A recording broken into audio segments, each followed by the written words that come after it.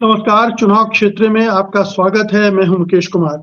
दोस्तों, पहले लग रहा था कि मध्य प्रदेश में बीजेपी क्लीन स्वीप करने जा रही है, यानी 29 की 29 सीटें जीतेगी। मगर अब कम से कम 5 सीटों पर वो फंसती हुई नजर आ रही है। इनमें से एक सीट मंडला की है, जहां से मोदी सरकार में मंत्री फग्गन सिंह कुलस्ते चुनाव लड़ रहे हैं। ये कुलस्ते वही हैं जो कैश फॉर वोट के मामले में धरे गए थे। दरअसल खबरें आ रही हैं कि मंडला के लोग कुलस्ते से बुरी तरह से निराश हैं और अब वे परिवर्तन चाहते हैं। कुलस्ते से नाराजगी की सबसे बड़ी वजह यह है कि 6 बार से सांसद चुन जाने के बावजूद उन्होंने क्षेत्र के लिए कुछ नहीं किया। यहाँ तक कि पानी की आपूर्ति जैसे बुनियादी जरूरत के काम भी वो नहीं कर पाए। ऊपर से उन पर परिवारवाद का आरोप भी लग रहा है। शायद यही वजह थी कि 2023 के विधानसभा चुनाव में बीजेपी ने उन्हें उतारा तो था, मगर वो चुनाव भी हार गए थे। उधर कांग्रेस प्रत्याशी ओमकार सिंह मरकाम एक उभरता हुआ नाम है। वे लगातार विधानसभा का चुनाव जीत रहे हैं। इस समय वो डिंडोरी विधानसभा सीट से विधायक हैं। जनता की कुलस्ते से नाराजगी उनके हक में जा रही है। इस चुनाव क्षेत्र में गोंडवाना पार्टी का भी अच्छा प्रभाव है और बीजेपी उसका इस्तेमाल कांग्रेस के खिलाफ करती रही है। इस बार उसकी भूमिका क्या रहती है, इस पर भी काफी कुछ निर्भर करेगा। हमारे साथ मध्य प्रदेश की राजनीति पर गहरी पकड़ रखने वाले वरिष्ठ पत्रकार सुधीर सक्सेना हैं, तो आइए उनसे बात करते हैं। सुधीर जी, प्रोग्राम में आपका स्वागत है।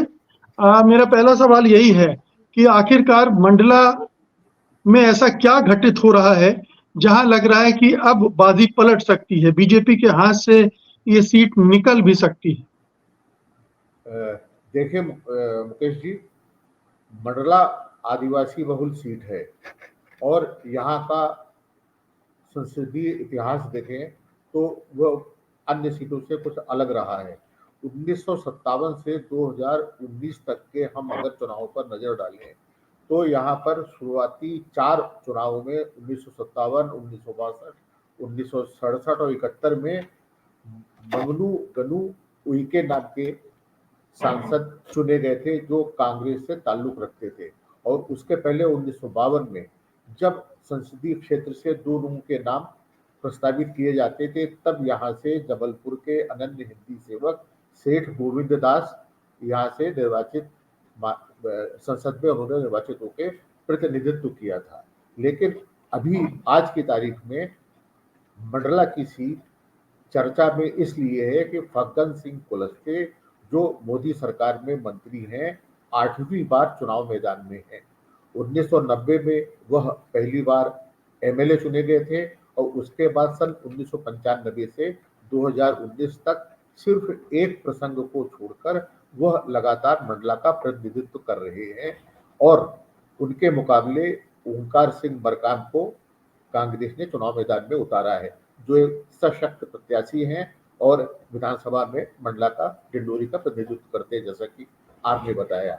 यहाँ 2 फैक्टर और हैं जो काम कर रहे हैं। एक गोगपा यानी गोंडवाना गणतंत्र पार्टी, दूसरी यहाँ से बाप भी मैदान में है। बाप यानी भारत आदिवासी पार्टी। तो इंदर सिंह उइके यहाँ से बीजेपी के कुलस्ते यहाँ से बीजेपी के प्रत्याशी हैं और बाप की तरफ से चरण सिंह ध्रुवे खड़े हुए हैं। और गोपा के महेश कुमार भट्टी और बीएसपी से इंदर सिंह उइके, यानी 5 प्रत्याशी महत्वपूर्ण हैं।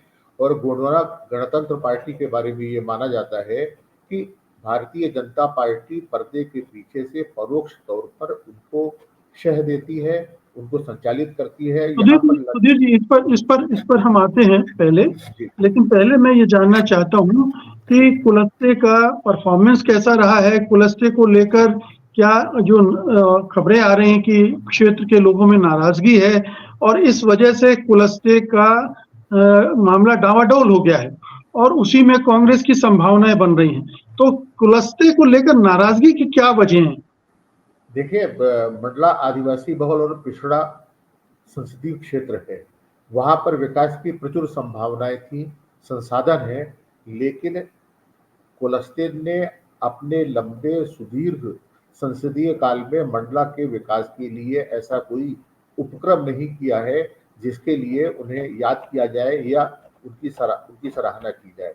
आज से लगभग 15 साल पहले मंडला में एटॉमिक एनर्जी संयंत्र के लिए सर्वे पूरा हो चुका है, लेकिन 15 साल बाद भी मंडला में एटॉमिक एनर्जी यानी परमाणु ऊर्जा संयंत्र की स्थापना में कोई ठोस पहल नहीं हुई है। नैनपुर मंडला रेल ट्रैक तो है, लेकिन उस मार्ग पर जिस तरीके से रेल यातायात का या पैसेंजर गाड़ियों का आवागमन होना चाहिए था, वह नहीं हो रहा है। इसके अलावा कोई बड़ा ग्रामोद्योग वहां पर उन्होंने स्थापित नहीं किया है। वो जिस अपने निर्वाचन क्षेत्र से ताल्लुक रखते हैं, जहां उनका घर है, वहां पर भी सड़कों की हालत जर्जर है। वहां के युवक बेरोजगारी से त्रस्त हैं और उनको रोजगार के लिए जबलपुर या अन्यत्र जाना पड़ता है। और मेडिकल कॉलेज स्थापित जरूर हुआ है, लेकिन वहाँ सुविधाएं नहीं है। और तीसरी सबसे बड़ी बात यह है कि लगातार प्रतिनिधित्व करने के बावजूद उनका विकास न मंडला का विकास न होने से लोग उनसे नाराज भी हैं और उनसे ऊब भी गए हैं। तो एक चेहरे से लगातार देखते रहने के बाद जो वितृष्णा या ऊब होती है, वो इस चुनाव में काम कर रही है। मुकेश जी। तो अब मैं इसके दूसरे हिस्से में आता हूँ कि मरकाम क्यों आकर्षित कर रहे हैं लोगों को। ठीक है कि 3 बार से वो विधानसभा के लिए चुने जाते रहे डिंडोरी से। इसके अलावा उनकी क्या खासियत है, क्यों उन्हें इतने तवज्जो दी जाए? देखिए, मरकाम खुलस्ते के मुकाबले युवा हैं, जिनको हम यंग ब्लड की संज्ञा दे सकते हैं। खुलस्ते 60 की आयु पार कर चुके हैं। सन 1959 की उनकी पैदाइश है, यानी वो 64 साल की उम्र के हैं। उनके मुकाबले युवा है और युवा होने के नाते मरकाम जिस तरीके से अपने को नई पीढ़ी से कनेक्ट करते हैं और बेरोजगारी और रोजगार को लेकर जिस तरीके से मुखर हैं और मंडला के विकास की बात कर रहे हैं, उससे कहीं ना कहीं वो मतदाताओं को आकर्षित करते हैं। और परिवर्तन एक बहुत स्वाभाविक आकांक्षा है और मंडला जैसे पिछड़े संसदीय क्षेत्र में लोगों की ये ख्वाहिश है कि परिवर्तन किया जाए ताकि मंडला विकास की धारा में शरीक हो सके। मुकेश जी। जी, क्या कोई ऐसी जन समस्याएं भी हैं जिनको लेकर कुलस्ते से उम्मीद की जा रही हो और उन्होंने किया नहीं है? क्या राज्य में जब बीजेपी की सरकार थी, अभी भी है, केंद्र में बीजेपी की सरकार है, इन दो डबल इंजन की सरकारों ने भी वहां कुछ नहीं किया, करने की कोशिश नहीं की? देखिए मुकेश जी, आपने डबल इंजन सरकार का जुमला इस्तेमाल किया, जिसको एक भारतीय जनता पार्टी बहुत एक अमोघ हथियार के तौर पर इस्तेमाल करती आई है। मध्य प्रदेश में 2003 के बाद से मोटे तौर पर 1 साल के अपवाद को छोड़ दिया तो भारतीय जनता पार्टी की सरकार है। लगातार कुलस्ते जी सांसद हैं, मंत्री हैं। वह इतने प्रभावशाली हैं कि अगर चाहते तो मंडला विकास की धारा में शरीक होकर आज औद्योगिक और अन्य किसी भी प्रगति के मान से महत्वपूर्ण मानक को रचते हुए आगे बढ़ सकता था, लेकिन ऐसा हुआ नहीं है। मंडला एक बहुत पौराणिक नगरी रहा है, वीरांगना दुर्गावती के लिए याद किया जाता है। यहाँ पर गोंडों की बहुलता है और बैगा, प्रधान और अगरिया समाज के लोग भी रहते हैं, लेकिन आदिवासियों के विकास के लिए, उनके स्वास्थ्य के लिए, चिकित्सा के लिए, उनकी शिक्षा के लिए, पेयजल के लिए कुलस्ते जी ने कोई ऐसा महत्वपूर्ण काम नहीं किया है जो उनके खाते में यश या उपलब्धि के तौर पर दर्ज किया जा सके। लेकिन वो बहुत एक महत्वाकांक्षी नेता है। अभी हाल में जब उनको विधानसभा में चुनाव में खड़ा किया गया और तब ये लगातार आज भी लोगों को याद है, तब उन्हें उनके इलाके में, मंडला में उनके कार्यकर्ताओं ने भावी मुख्यमंत्री के तौर पर प्रचारित किया था। ये उनकी महत्वाकांक्षा को दर्शाता है। वो परास्त हुए, इसलिए उनका मनोबल भी कहीं ना कहीं आहत हुआ है और वो बैक फुट पर, जिसको बोलते हैं, इस वक्त कुलस्ते बैक फुट पर हैं और मरकाम एग्रेसिव हैं। और राहुल गांधी की सभा और दौरे से कांग्रेस कार्यकर्ताओं का मनोबल बढ़ा है और उन्होंने बड़े पैमाने पर, राहुल गांधी ने वहां की युवा पीढ़ी को आकर्षित किया है। इसलिए यह चुनाव बहुत दिलचस्प होगा। मुकेश जी। इसमें दो चीजें और हैं कि कुलस्ते के बारे में ये भी है कि जो कैश फॉर वोट वाला कांड हुआ था, उसकी वजह से उनकी छवि एक करप्ट पॉलिटिशियन की भी बनी। फिर जिस तरह से उनके परिवारजन ही राजनीति में बहुत सक्रिय हो गए हैं, तो एक परिवारवाद का भी आरोप लग रहा है कि हर जगह कुलस्ते खानदान ही दिख रहा है। क्या ये दो फैक्टर भी उनके खिलाफ जा रहे हैं? निश्चित ही ये दोनों फैक्टर कहीं ना कहीं काम कर रहे हैं। कुलस्ते सुशिक्षित आदिवासी नेता हैं, उन्होंने एलएलबी किया है और स्नातकोत्तर उपाधि अर्जित की है, लेकिन उन्होंने अपनी शिक्षा और अपने अवसरों का जनहित में या मंडला के विकास में उस तरह से इस्तेमाल कतई नहीं किया है जिसकी एक जनप्रतिनिधि होने के नाते उनसे उम्मीद की जाती थी। आपने कैश फॉर वोट की बात की और आपने दूसरा मुद्दा भी उठाया, तो मुझे लगता है कि सारे मुद्दे कहीं ना कहीं काम कर रहे हैं। और इस वक्त अगर आकलन किया जाए, विश्लेषण किया जाए, हालांकि कोई भी पत्रकार या कोई भी व्यक्ति नजूमी नहीं होता है, तो हालात ऐसे हैं कि मंडला अप्रत्याशित फैसला दे सकता है। एक चुनाव 2009 में कुलस्ते हारे थे, उसकी पुनरावृत्ति 1.5 दशक के बाद हो जाए तो कोई अचरज नहीं होना चाहिए। और 29 जिलों की जिस तालिका के लिए भारतीय जनता पार्टी मध्य प्रदेश में लालायित है, उसको खंडित करने का जो संसदीय क्षेत्र उसमें महत्वपूर्ण योगदान दे सकते हैं, उनमें एक मंडला भी हो सकता है। ओके, ये बताएं कि जो आपने मरकाम का नाम लिया, वो कितने शक्तिशाली कैंडिडेट है, ये देखते हुए कि गोंडवाना गणतंत्र पार्टी मैदान में है जो नुकसान पहुंचाएगी कांग्रेस को। बाप है, वो भी आदिवासी वोट में सेंध लगाएगी।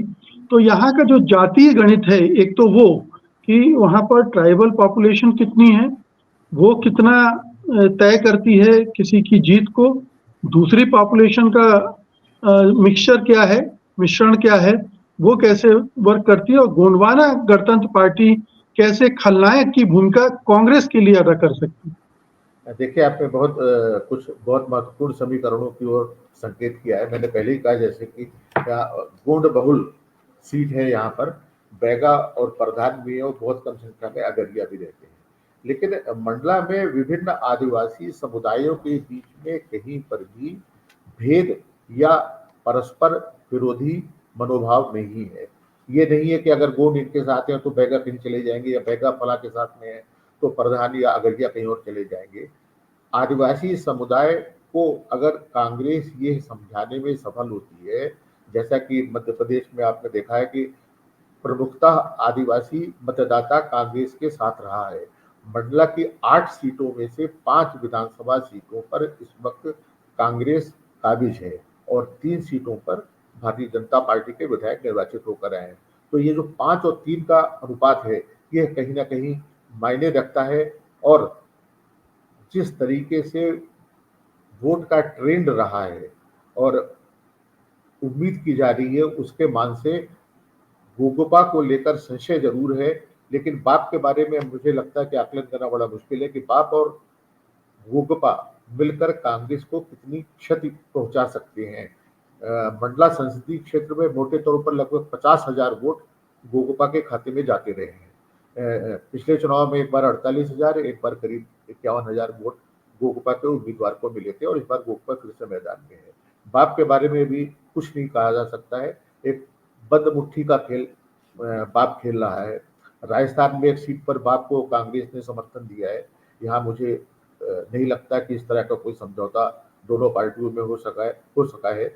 लेकिन मंडला में गोगोपा और बाप की सक्रियता कहीं ना कहीं कांग्रेस के लिए अधिक चिंता का विषय होनी चाहिए बनिस्बत भारतीय जनता पार्टी के, क्योंकि भारतीय जनता पार्टी के पास जिस तरह से सत्ता है, जिस तरह से प्रचुर संसाधन है और राजनीति में वो जिस तरीके से साम दाम दंड भेद का खेल खेलते हैं, उससे वह इन दोनों पार्टियों का कहीं ना कहीं पर्दे के पीछे से इस्तेमाल कर सकते हैं। और यदि ऐसा होता है तो बात दीगर है, अन्यथा आज की तारीख में मंडला में कांग्रेस को बढ़त हासिल है। ओके, ये बताइए कि आपने ट्राइबल वोट्स की बात की, नॉन ट्राइबल वोट्स का क्या रोल है वहाँ चुनाव में? वो उनकी तादाद क्या है और वो आमतौर पर किस तरफ जाते हैं? क्या उनमें जो अपर कास्ट है वो हमेशा से बीजेपी के साथ रहता है, इस बार भी उसका रुझान उसी तरफ है? बाकी जो पिछड़े दलित हैं, उनका क्या रोल है? देखिए, सांख्यिकी के मान से मैं नहीं बता सकूंगा कि कितने गैर आदिवासी वोट हैं, लेकिन विधानसभा चुनाव के 6 महीने पहले के नतीजों पर गौर करें तो मैंने जैसा कि बताया कि 8 में से 5 विधानसभा क्षेत्रों में कांग्रेस के उम्मीदवार जीत कर आए हैं और सिर्फ 3 सीट कांग्रेस के उम्मीदवार वहां बिछिया, डिंडोरी, निवास, लखनादौन और केवलारी में जीते और भारतीय जनता पार्टी शाहपुरा, मंडला और गोटे गांव में जीतकर उसने वहां पर अपने विधायकों को विधानसभा में भेजा था। जी। तो ये नतीजे 5 और 3 का अनुपात ही बताता है कि मंडला का मतदाता मोटे तौर पर कहीं ना कहीं कांग्रेस के साथ है और उसने भारतीय जनता पार्टी को बहुसंख्यक स्तर पर नकारा है। तो इसी की अगर पुनरावृत्ति भी होती है तो ये मानकर चलिए कि नतीजे कहीं ना कहीं भारतीय जनता पार्टी के खिलाफ वातावरण को रेखांकित करते हैं। जहां तक सामान्य मतदाता का प्रश्न है तो राम मंदिर या अन्य मुद्दे जो भारतीय जनता पार्टी के अमोघ अस्त्र या हैं वो वहां मंडला में उस कदर मायने नहीं रखते हैं, उस कदर महत्वपूर्ण नहीं है जिस तरह उत्तर प्रदेश या अन्यत्र कहीं ना कहीं उनका हम बहुत प्रभावशाली उनकी भूमिका देखते हैं। मुकेश जी, लेकिन सुधीर जी, ये मतलब विधानसभा का चुनाव और लोकसभा का चुनाव अलग अलग होता है। विधानसभा के परिणामों का दोहराव लोकसभा में चुनाव में हो ये जरूरी नहीं है। तो हो सकता है कि कुलस्ते विधानसभा चुनाव हार गए हों और मरकाम लगातार विधानसभा चुनाव जीत रहे हों, लेकिन जब लोकसभा का चुनाव होगा तो राष्ट्रीय मुद्दे आएंगे, राष्ट्रीय नेतृत्व आएगा, राष्ट्रीय एजेंडा आएगा। क्या वहां पर राहुल और कांग्रेस उतने पावरफुल दिखेंगे जितने मोदी और उनकी पार्टी? देखिए, अगर भीड़ पैमाना है तो राहुल गांधी का मंडला का दौरा बहुत सफल रहा है और उन्हें बहुत तल्लीनता या तन्मयता से लोगों ने सुना। उसका कहीं ना कहीं कांग्रेस के कार्यकर्ताओं के मनोबल को बढ़ाने में भी असर रहा है। जहां तक आपने स्थानीय मुद्दों की और राष्ट्रीय मुद्दों की बात की, मोदी मैजिक या राम रसायन की बात करें तो आपने देखा होगा कि उत्तर भारत में ये मुद्दे जिस तरह से प्रभावी हैं उस तरह से दक्षिण भारत में प्रभावी नहीं है और मध्य प्रदेश और उत्तर और दक्षिण के बीच में, उत्तर और दक्षिण के सैंडविच के बीच में मध्य प्रदेश की स्थिति है और मंडला जो एक आदिवासी बहुल पिछड़ा जिला है वहां पर ऐसा आभास होता है कि राष्ट्रीय मुद्दे या मोदी मैजिक उस स्तर पर प्रभावशाली नहीं है जिस स्तर पर अन्यत्र हो सकता है। आज की तारीख में मंडला का युवक रोजगार चाहता है, मंडला के लोग विकास चाहते हैं। इसलिए अगर विकास या महंगाई या बेरोजगारी या शिक्षा या चिकित्सा के मुद्दों पर अगर कांग्रेस लोगों को गोलबंद करने में सफल होती है तो मुझे लगता है कि मंडला एक ऐसा फैसला दे सकता है जो भारतीय जनता पार्टी के लिए अप्रत्याशित हो और अंक तालिका में फेरबदल करने में समर्थ होगा। सुधीर जी, अंतिम प्रश्न है मेरा। आप कुलस्ते की हार को कितने % तय मान रहे हैं? 50%, 60%, 70%? देखिए, मैंने पहले कहा कि सांख्यिकी के स्तर पर बात करना बड़ा मुश्किल होता है और 60 और 40 या 70 और 30 कहना बड़ा मुश्किल है, लेकिन मुझे लगता है कि आज की तारीख में 55 और 45% का अगर हम आकलन करें तो गलत नहीं होगा। ±5 से ही हार जीत हो जाएगी, लेकिन इस वक्त 55% आसार कांग्रेस उम्मीदवार के हैं और 45% संभावना भारतीय जनता पार्टी के प्रत्याशी और निवर्तमान सांसद कुलस्ते की है। ओके जी, बहुत बहुत शुक्रिया सुधीर जी, मंडला सीट के बारे में एक विश्वसनीय विश्लेषण देने के लिए आपका धन्यवाद। नमस्कार।